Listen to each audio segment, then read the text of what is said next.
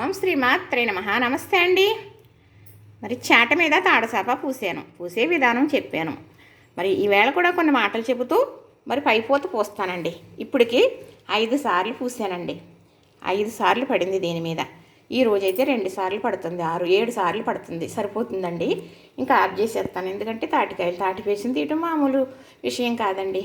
కొంచెం ఆరోగ్యం బాగోలేనప్పుడు సరదా పనులు కూడా చేయలేం కదా, తప్పందైతే అలాగా చేయాలి. ఇప్పుడైతే ఇంకో పూత వేస్తానండి. దీని మీద చూపిస్తాను మీకు. తాటిపళ్ళు చాలా తీసుకొస్తూ ఉంటారండి మా వారు. అలా వెళ్తే పొలాలు ఉంటాయి కదా, చాలామంది తీసుకోమని ఇస్తారంట. అయినా చెట్టు దగ్గరికి వెళ్తే దొరుకుతాయన్నమాట. నిన్నైతే తీసేసానండి. నేను ఒక 4 కాయలు తీసి ఒక పూత వేసేసి పైన పెట్టేశాను. పైన పెట్టేసిన తర్వాత ఈ సాయంత్రం మధ్యాహ్నం 2 వరకు ఎండింది. 2 నుంచి ఏమైందంటే మేఘం పట్టింది. లేకపోతే అప్పుడు ఇంకో పూత వేసేది అనమాట అండి. ఇంకోసారి లాలికేస్తే చక్కగా సరిపోను. అయితే ఇంక మా పైన ఉంటారండి మా అక్కలకి రెంటకి. ఆవిడ పాపం చూస్తారు, ఎండలో పెట్టడం తీయడం అన్నీ ఆవిడే చూసుకుంటారు. అస్తమానం ఏమెక్కుతారండి, వద్దండి అనేసి అంటారు. ఆవిడ తెచ్చేసారు. ఇంకా మాకు ఇక్కడ కూడా ఊరేగింపు ఉంది కాబట్టి అటు వెళ్ళాలి కాబట్టి నేను కూడా ఇంట్లో పెట్టేసానండి. ఈరోజు 2 పూతలు వేసేస్తాను.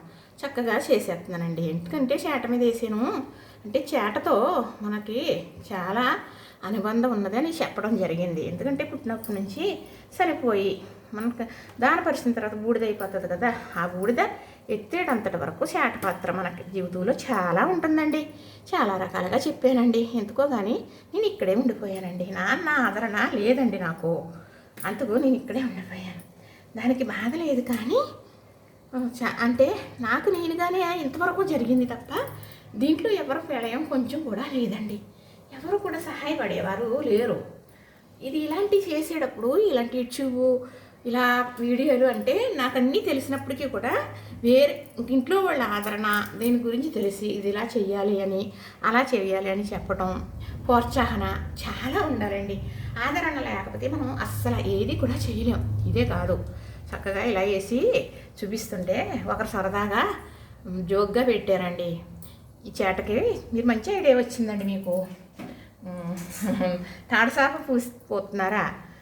మేమైతే కాగితాలు మెంతులు వేసి రుబ్బి చేట కలుగుతామండి అని పెట్టారండి. నవ్వుకున్నాను నేను. అలా పెట్టొచ్చు, తప్పులేదు. సరదాగా అది నా పిల్లలు నన్ను జోక్ చేస్తున్నారని అనుకుంటాను. అయితే చేటకి కాగితం పిండి అలకటం అనేది నిజమే.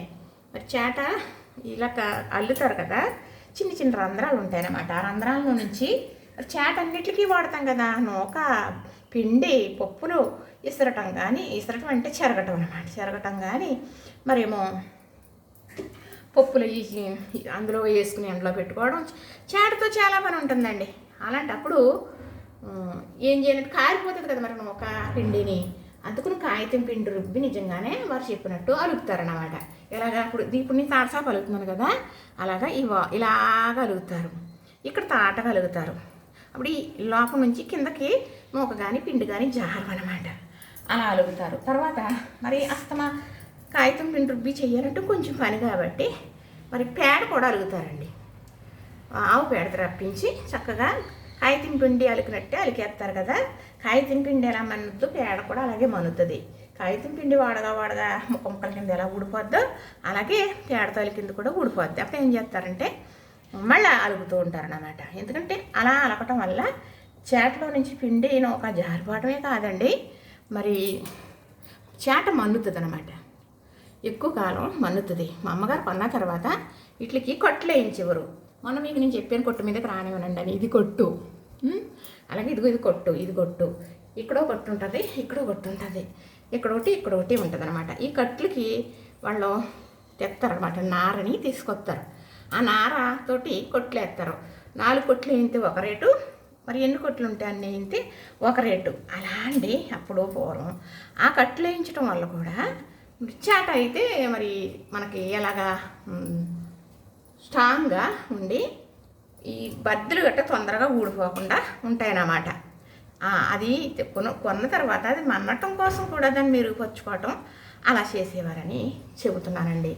నాకు ఐడియా వచ్చిందని తాడసాపు పూసేసి ఉంచేసి ఏమైనా ఉంటే తినేస్తాయండి. చూసిన వారు రుచికి తినేస్తారు. అందుకని ఏం చేస్తాను చెప్పినా, ఈ తాడసాపు ఎండిపోయిన తర్వాత తీసేసి మీరు అన్నట్టుగా నిజంగా కాగితం పిండి కూడా అలుకుతానండి. 2 చాట్లు ఉన్నాయి, అది కూడా చూపిస్తాను మీకు అలికేటప్పుడు. అలాగని జోక్గా పెట్టారండి. కానీ ఒకరు బాధపడేలాగా పెట్టొద్దు మెసేజ్. మీరు పెట్టింది నాకు జోకే అమ్మని అన్నట్టు, నేను అసలే దాని గురించి తప్పు అని అనుకోవట్లేదు, తప్పు కాదు కదా అది. కానీ చాలామంది చూడండి చాలా బాధపడుతూ ఉంటారు. అలా పెట్టొద్దు. ఎందుకంటారంటే ఆ పిల్లలకి తల్లిదండ్రులు అలా నేర్పారు అంటారు. మనం ఒక్క తప్పు చేయడం వల్ల మన తల్లిదండ్రులను కూడా మాట్లాడతారండి కదా. అలా ఎందుకు అనిపించడం, లేకపోతే మనం వాళ్ళకి ఏదో సంపాదించుకుంటున్నారు కాబట్టి మనం అలాగ అంటున్నాము కిట్టక అని కూడా అంటారు. అది అవసరం అంటారా? మనకు ఆ శాపం దద్దాలు అవసరమా? కాదు కదా. మనకు చూసారనుకోండి, ఇప్పుడు నా వీడియో అన్నా సరే ఇంకొకరిదన్నా సరే నచ్చలేదు అనుకోండి, వదిలేయండి. మనం చెడ్డ కామెంటు ఎవ్వరూ పెట్టొద్దు, ఎలాంటి వారు కూడా పెట్టొద్దు.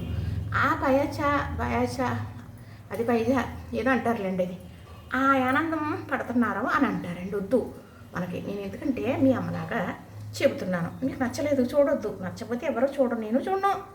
నేను చూసేస్తాను అనుకుంటున్నారా? నేను కూడా చూడను. ఎందుకు చెబుతున్నానంటే అందరికీ తెలియదు కదా, పెంపకం అలా ఉందండి, పిల్లలు అలాగండి అని అంటారండి. తల్లిదండ్రులు మీరు అందరినీ బాధపడి ఇలా మాట్లాడండి, ఇలాంటి సొత్తే కామెంట్ ఇలా పెట్టండి, బయటికి వెళ్ళి ఇలా నడుచుకోండి అని చెబుతారా కదా? చెప్పరు కదా. మరి అలా అంటారండి. మనం అనిపించవచ్చా మన తల్లిదండ్రుల్ని? లేకపోతే మనం ఎవరన్నా చేసుకుంటే చూడలేని వాళ్ళమా? మనం 10 రూపాయలు కావాలంటే వాళ్ళకి ఇస్తామా? వాళ్ళు సంపాదించుకుంటున్నారు, మనకు నచ్చలేదు, ఇంకొకరికి నచ్చుతుందేమో కదా. నచ్చింది చాలామంది చూస్తున్నారు కదా, అందరికీ అలాగంటే 10 మంది చూస్తున్నారు అనుకోండి, 80 మందికే నచ్చవచ్చు, ఇద్దరికి నచ్చకపోవచ్చు, తప్పు అనేది ఏమి లేదు. మానేయాలి, మనం అనకూడదు. ఎందుకంటే దానివల్ల అది ఒక క్లాస్ తీసుకుని మళ్ళీ అది ఒక వీడియో చేసి పెట్టి బాధపడుతున్నారండి. నేను చూస్తున్నాను. వద్దు అలాగా. మన తల్లిదండ్రులని మనం అనిపించవద్దు. మనం నచ్చితే చూద్దాం వీడియో ఎవరిదన్నా, నచ్చకపోతే 99 వీడియోలు ఉంటాయి కదా మనకి, చూడటమే చక్కగా కదా. అంతేనండి. మీ అమ్మగా చెప్పాను అనుకుంటారు కదా, అది ఇది ఈ కామెంట్ ఇలా పెట్టడం అనేది వద్దని నేను చెబుతాను, ఎప్పుడు కూడా చెబుతాను నేను. మీరు చూసారు లేదా అనొద్దు, అలా పెట్టొద్దు, బ్యాడ్గా వాళ్ళు తిడతారమ్మా, వాళ్ళ శాపం దద్దాలు పెడతారు, వాళ్ళ బాధకు మనం కారణం అవ్వద్దని చాలా మాటలు చెప్పాను. మరి అమ్మని అనుకుంటారా? మరి ఏమనుకుంటారు మీరు? మీకు నేను చెప్పానని ఏమనుకోవద్దు. ఎందుకంటే నా పిల్లలు అన్నారనుకోండి, నాకు బాధ కలుగుతుంది కదా. అందుకు నా కుటుంబం, యూట్యూబ్ అంటే నా కుటుంబం. అంటే మీరు పెడుతున్నారు మనవాళ్ళు అనే కాదు, ఎవరన్నా చూసిన వాళ్ళు ఉంటారు కదా, అలా పెట్టిన వాళ్ళు, వాళ్ళ కోసం నాకు చాలా గొప్ప కుటుంబాన్ని ఇచ్చాడండి ఆ ఈశ్వరుడు. యూట్యూబ్ అనే కుటుంబం ఇచ్చాడు. మీ ఒక్కరి వల్ల అయిపోదు కదా, ఇంకా 3 మంది సొత్తు అవుతుంది కదా. అది అదృష్టం అనేది ఉండాలి, అది లేదు, దాని గురించి బాధ లేదు. చూసారా, ఇది నలికేస్తాను కదా నేను. మధ్యాహ్నం 12:30 1 గంట కల్లా మళ్ళీ ఎండిపోతుందండి ఇది. ఆ పైన ఇదిగో ఇది ఉంది కదా, ఇది చూసి పామేస్తాను, చక్కగా ఇలా అలికేస్తాను అనమాట. అంతే, ఎండిపోతుంది. ఇది 2 రోజులు ఎండలో ఎండనిచ్చాక అప్పుడు తీయడం మీకు నేను చూపిస్తాను. సరేనా? లైక్ చేయండి, షేర్ చేయండి, సబ్స్క్రైబ్ కూడా చేసేయండి.